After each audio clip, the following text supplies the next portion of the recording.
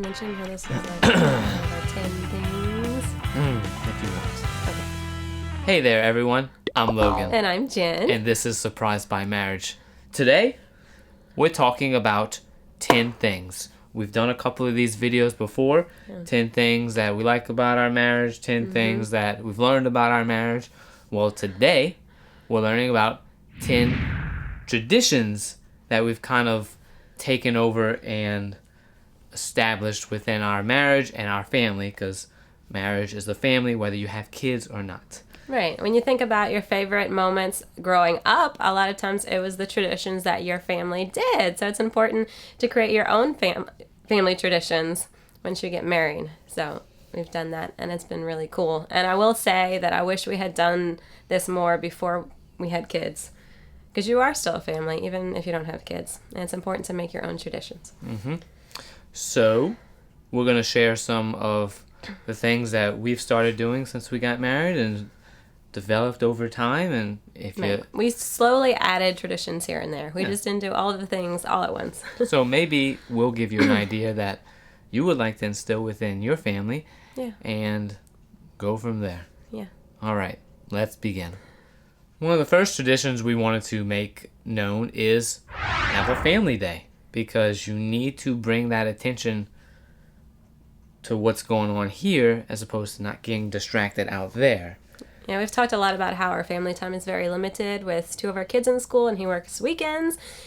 And the good thing about that is it's forced us to make time for our family in the limited time that we have. So we do a family day once or twice a month, and we basically have the whole day, and we do family things. We spend time together. We try to go somewhere, or sometimes we just stay home and do special things at home. But the point is to have fun together as a family. Another thing that we started doing is celebrating feast days for the saints. Yeah, the beauty of the Catholic Church is that it's always celebrating somebody, something. And so we've tried to incorporate different saints' feast days in our schedule. And it could be as simple as just printing out a coloring sheet for our boys to color. And a lot of times I color with them because it's relaxing. Or baking cookies. Yeah, we bake cookies a lot for feast days. And even for the Feast of the Guardian Angels, I think it was, we made Rice Krispie treats, and then I have like an angel cookie cutter. So we literally just cut out angels from the Rice Krispie treats. And that was how we celebrated. But our boys will remember, though. I will remember.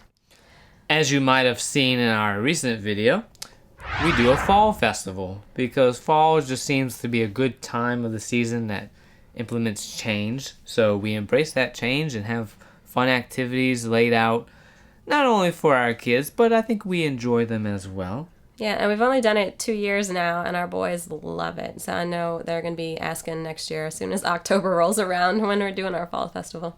And even if you don't have kids, your fall festival can be something as simple as you and your spouse going pick out a pumpkin, carving the pumpkin, because carving it gets a little bit crazy when you have kids, and just doing things that implement the time that you have with each other. Yeah, uninterrupted. We actually used to go to the pumpkin patch when our kids were little, but now that they're in school, that doesn't really work for our family. So we've kind of changed that tradition into our fall festival because that works better for our family. So you can evolve as time goes on. The next thing is one of our favorite days of the year, and this might sound silly, but it's something that neither one of us did when we grew up. So this is like a new tradition for us, is to do stockings on St. Nicholas's feast day on December 6th. So we fill our kids' stockings, and then we actually fill each other's. We surprise each other with goodies in each other's stockings, which is really fun. Yeah, we usually set like a price range. Price limit, yeah. Last year I think we did like $10. So $20. $20. Oh yeah, $20. So you get to get a little creative with what kind of stuff you can put in for that just amount of money.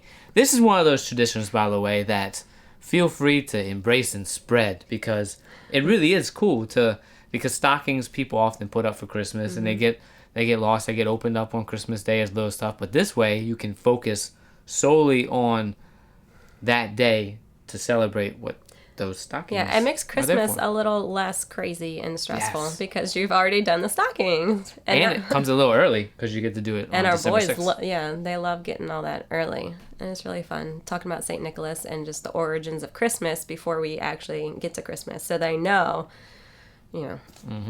All right, so now we're in Advent. I guess we're kind of going through the liturgical year, but now we're in Advent, and on Gaudete Sunday, we have been making and decorating cookies on Gaudete Sunday because we try to save the Christmas stuff for the Christmas season. Sometimes that's hard because the rest of the world is celebrating Christmas during Advent. So our compromise, I guess you would say, is to do cookies on Gaudete Sunday because that is when we're supposed to be joyful and celebrating the joyful hope of Christmas about to come, because Christmas is normally like 2 weeks later. Don't judge us because we make a lot of cookies around here. We do. We often find a lot of excuses to make them. I have this big old jar of cookie cutters. Like, that's how often we make cookies.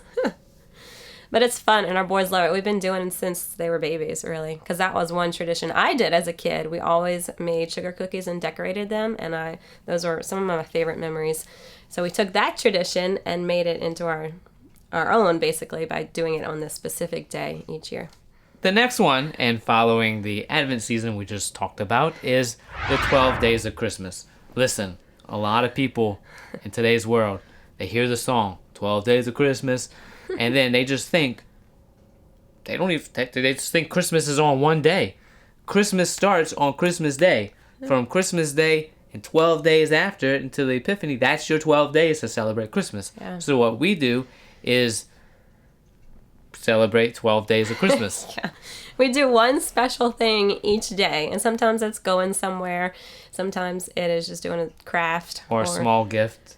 Yeah. There was one year we had a gift for each of the 12 days that our boys would share. And a lot of times it was just a craft or something simple that I got super cheap. And one year, I think they opened a book every day of the 12 days. We change it every year. It gives you an opportunity to be creative with how you want to spread out the Christmas season. It doesn't have to end on the 25th like a lot of people think. It's just getting started. Yeah. So those radio stations that cut it off. Celebrate all 12 days. Our family loves to go on vacation, and a lot of times it doesn't really work out to go for a whole week.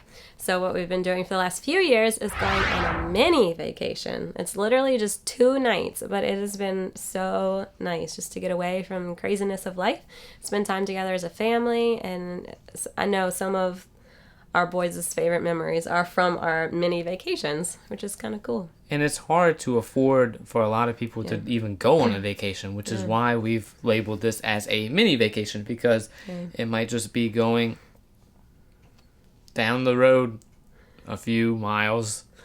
Okay, maybe more than a few miles. But just enjoying that time to just get away, because you can do a lot on the weekend if you set yourself the time to be able to do it. Yeah, we fit in a lot within 48 hours, and it really feels like a vacation, even though it doesn't. And this year, we went on 2. Jen and I went on our own little mini vacation, and then we went on another mini vacation with the kids. Right. So again, it doesn't matter if your family is with kids or without kids, newly married or not.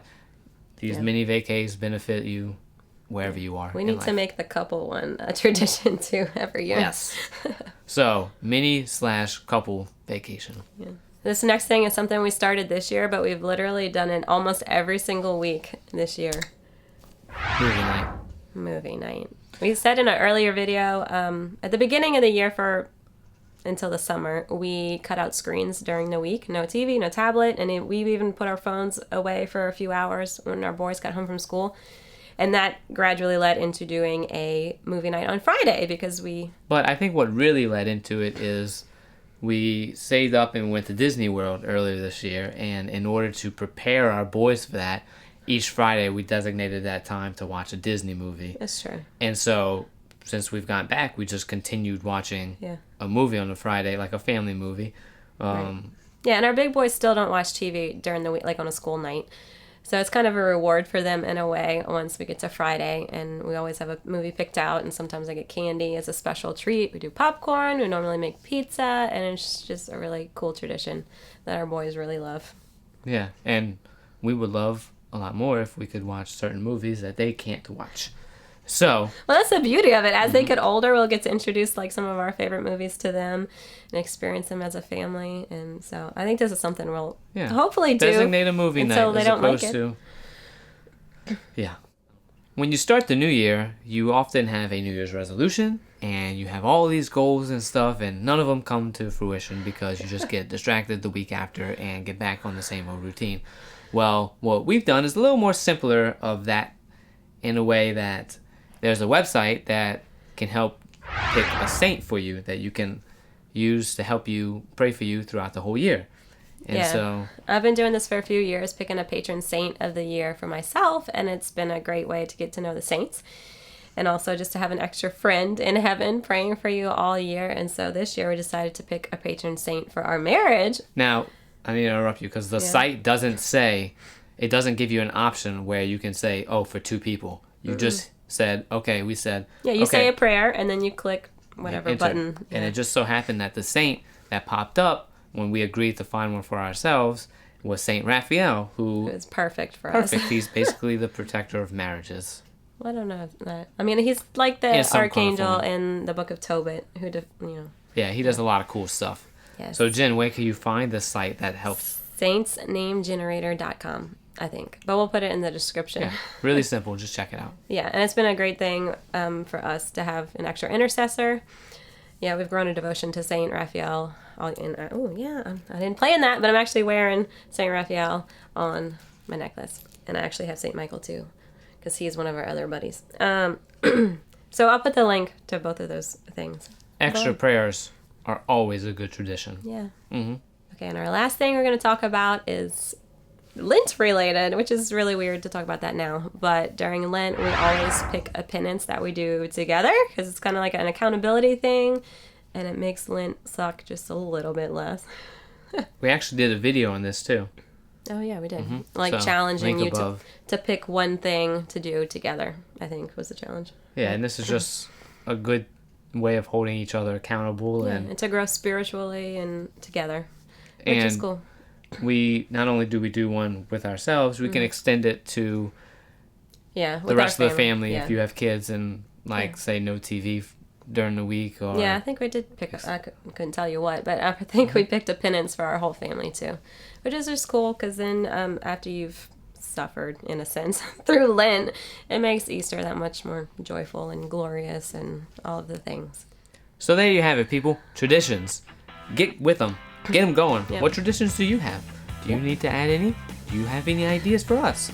If you do so, please be sure to comment, message us, like us, follow us, all the above. Yes, make sure you subscribe. We always forget to tell people that, but subscribe if you haven't already. And hit the little bell button because it notifies you on when we put a new video.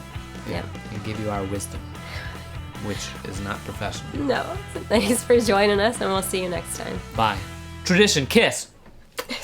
Oh, she's sick. I forgot.